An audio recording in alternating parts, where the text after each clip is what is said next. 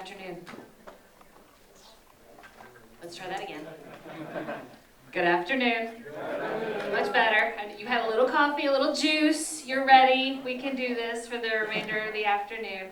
I appreciate the opportunity to be here today and speak as a sociologist at a conversation, in a conversation that actually sociologists, historians, anthropologists have been a part of for millennia, well, at least for several hundred years. And my conversation with you today, I hope, is going to be that is the beginning of the conversation with many others of you who are engaged in thinking about games, gaming, and the ways in which that we as society come together. And so I hope that what I'll be doing today is to perhaps reinforce some of the things that we already know, to problematize some of the things that we think we know, and then to remind ourselves of the values of games historically, contemporarily, and then in the future. And so I will try to move forward.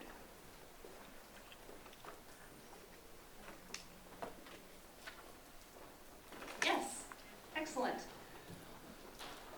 So when you think about games, if I were talking to perhaps not this audience, but if I were talking to the audience that would have maybe my parents, that would have perhaps people that lived in my neighborhood when I was growing up, they would be thinking of games that are not electronically based. I'm hearing music, and it's lovely music, but it surprised me. Because it's not coming from my PowerPoint. So if we think about games, games are a part and have historically been a part of human societies since we began organizing as a species. Let me say that again. Games have been a part of human societies since we began organizing as a species. Games are not a new phenomena. Perhaps the mechanisms through which that we engage with them, we keep them in our pockets now, we wear them on our heads, is different. But we have had games as human beings since the beginning of humanity. That is a really critical piece of information that in the contemporary conversation around games and gaming, we need to continue to come back to, and I'll come back to that at the end of the presentation. Now, if we think about games now, if I were to ask my 8-year-old or my child who turned 13 yesterday, this is more like what we're going to see. Okay, so that one was from my childhood. I loved Ms. Pac-Man, actually. We have all sorts of games that are electronically based.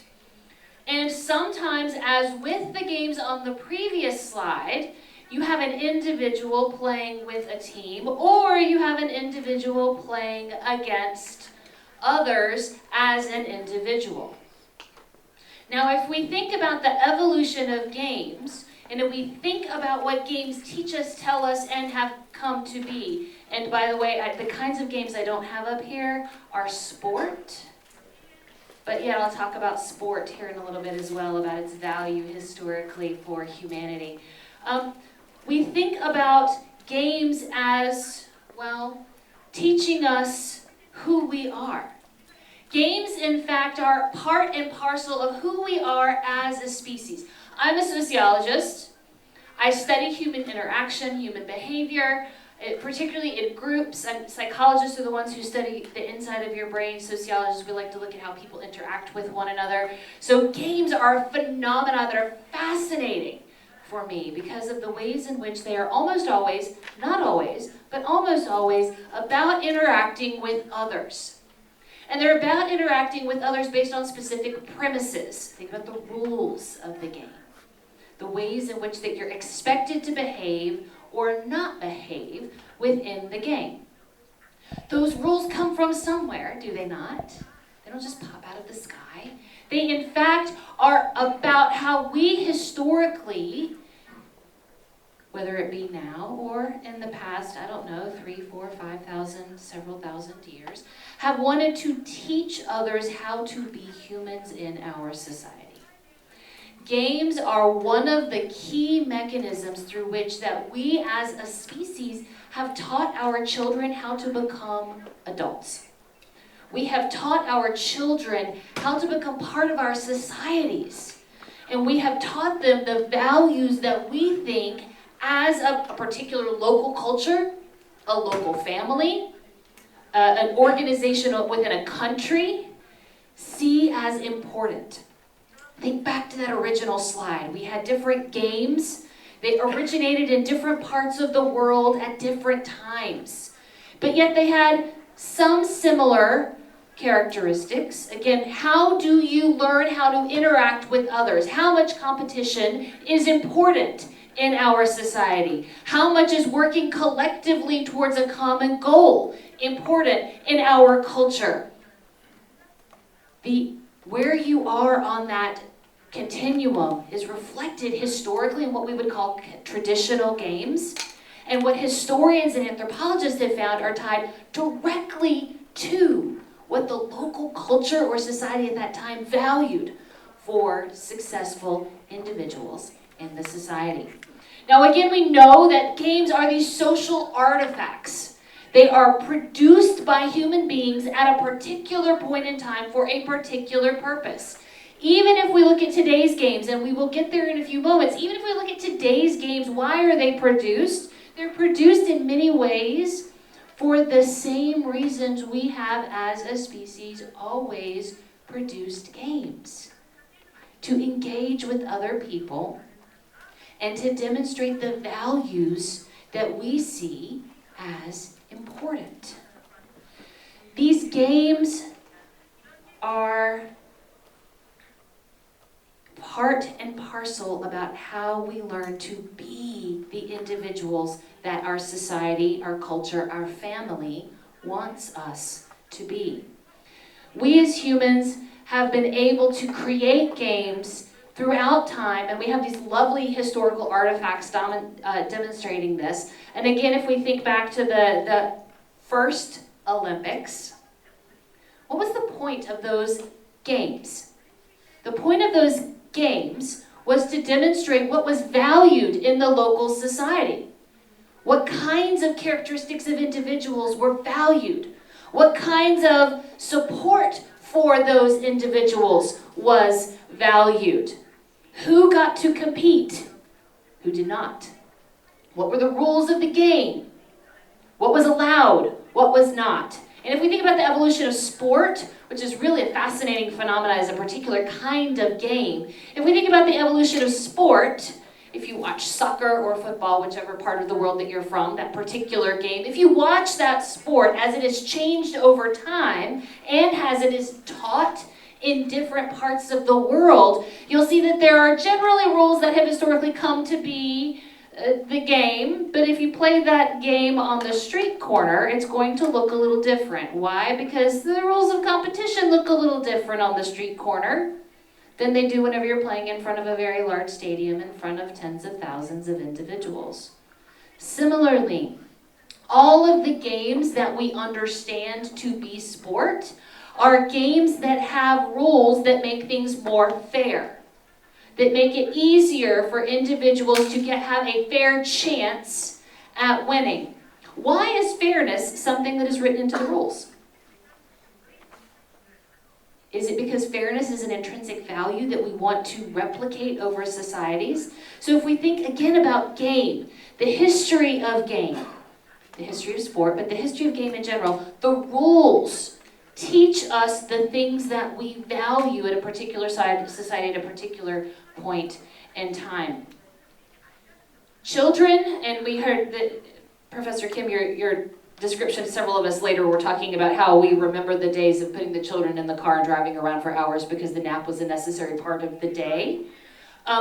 Children don't know how to be humans. Children must be taught how to be humans. And who's going to teach them? Well, as a sociologist, I can quickly tell you the major agents of socialization, first and foremost, are your parents. Your parents will teach you initially how to be a good person in your family. And then you go to school, if you don't have extended family, which many people do not, especially now with mobility, residential mobility, folks moving, we've heard examples already of folks moving all over the world.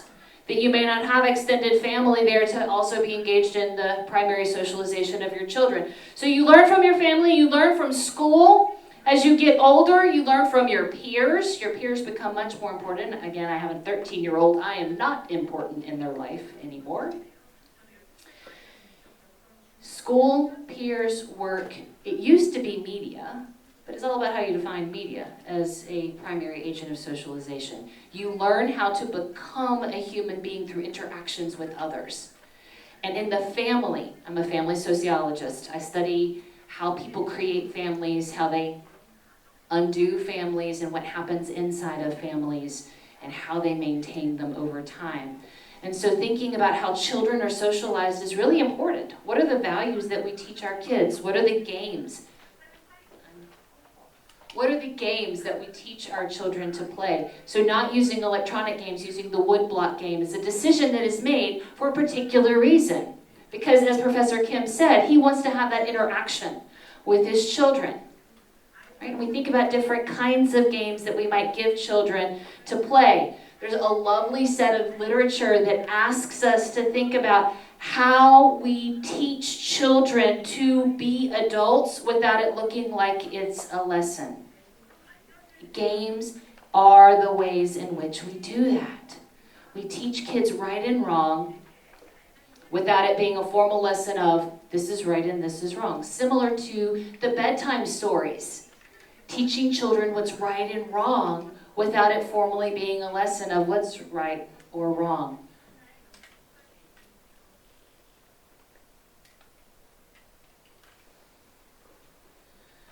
Human societies function because we are collective beings. We all experienced this during the pandemic. The worldwide levels of social anxiety and depression that were palpable were because we are human beings who are social creatures.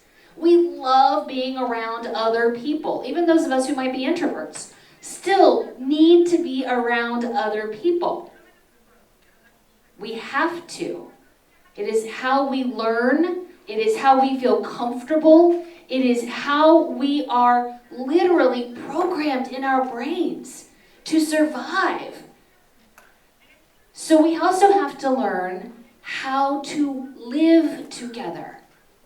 And again, we can have all sorts of formal lessons. We do that in schools about how to be a good student, how to engage in workplace environment, how to do the right thing. We do that. But we don't necessarily do that with our kids, right? We expect kids, those of you with younger siblings probably have this memory of your parents helping your younger sibling, or maybe yourself, understand how to eat correctly at the table.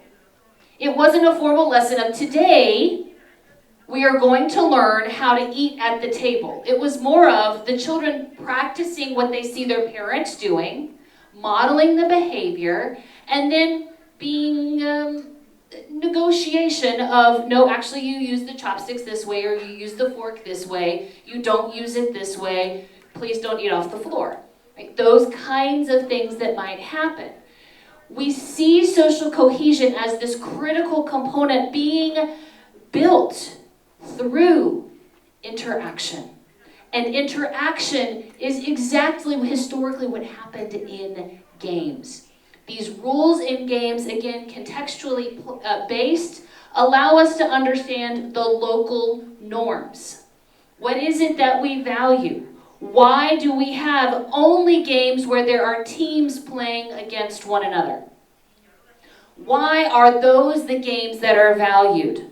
Or why do we have games which it is an individual versus another individual?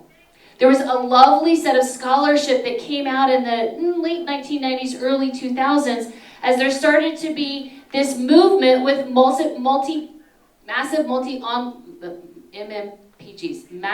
multiplayer online. I got the OPG? Them, yes. We played, people in my household played World of Warcraft, so I at least knew what it was, right?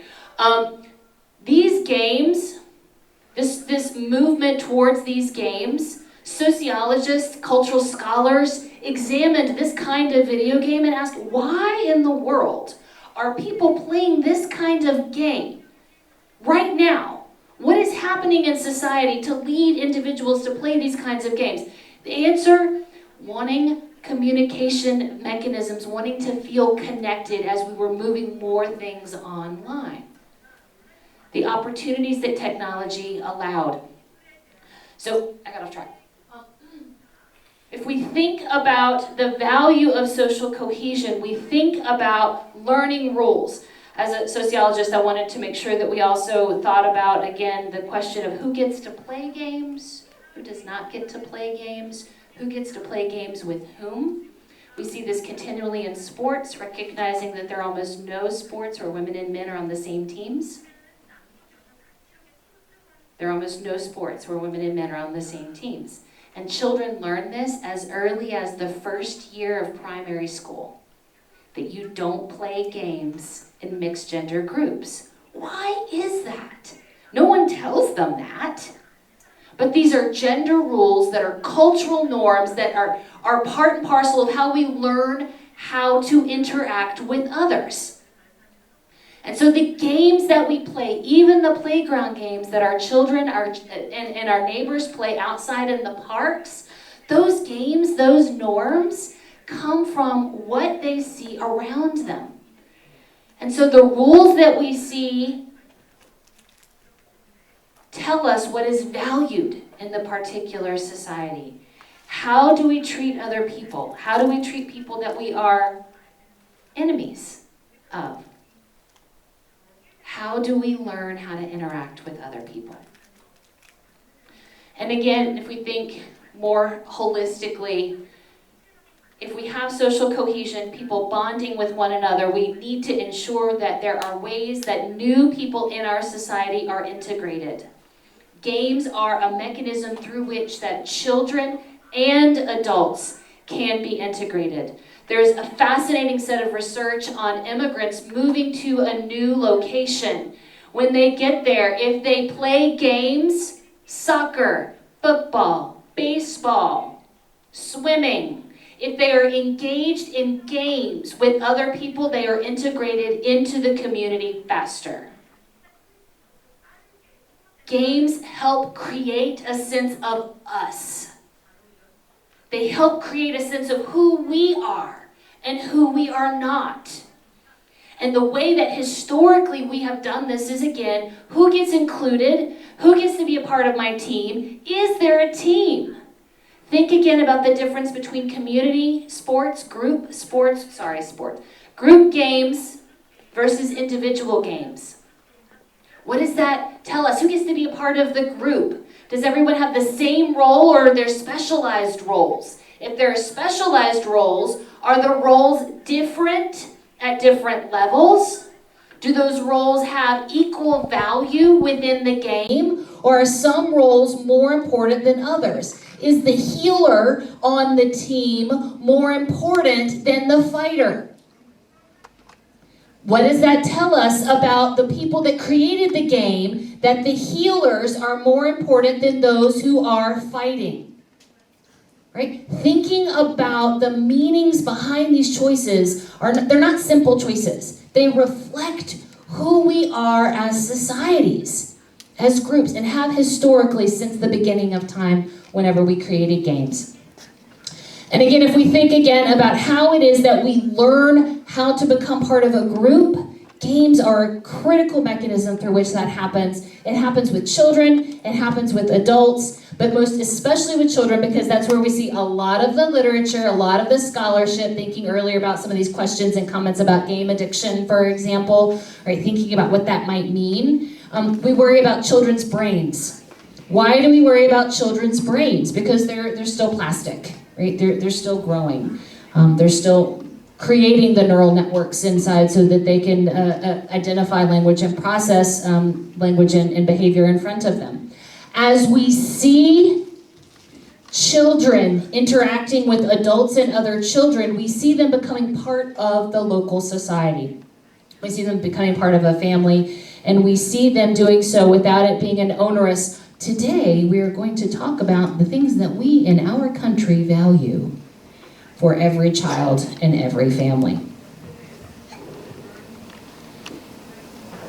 So what do we do now as we think about the fact that when we talk about games in 2022, we're not talking about solitaire.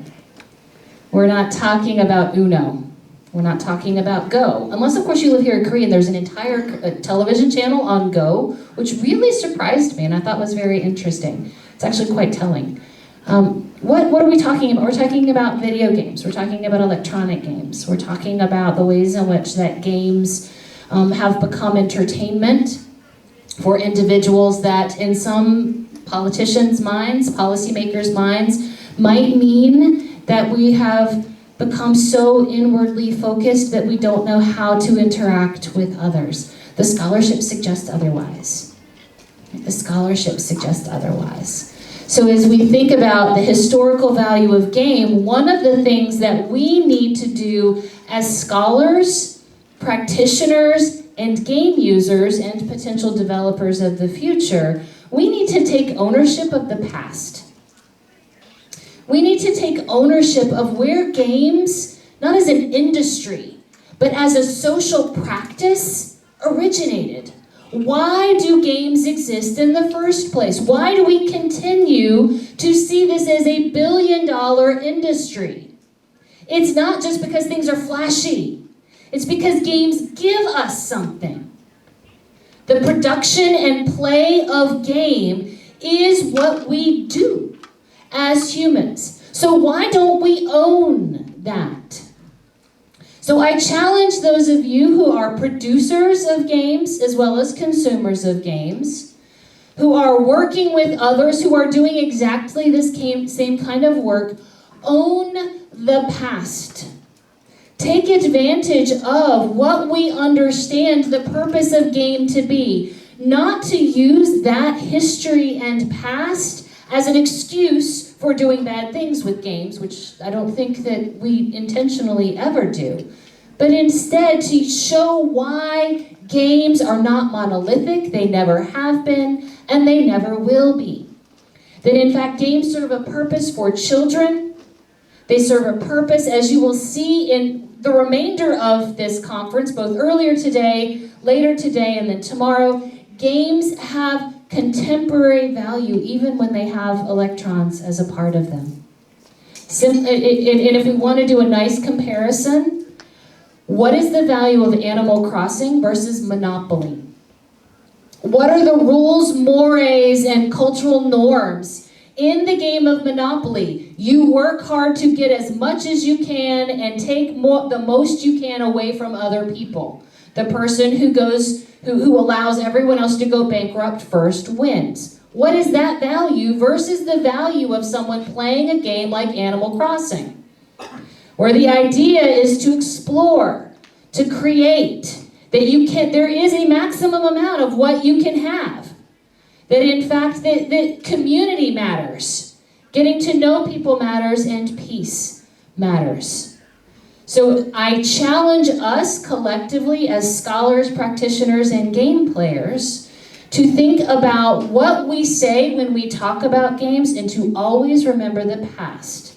Because we cannot understand how we got to where we are without reading the past. Thank you very much for your time and enjoy the rest of your conference.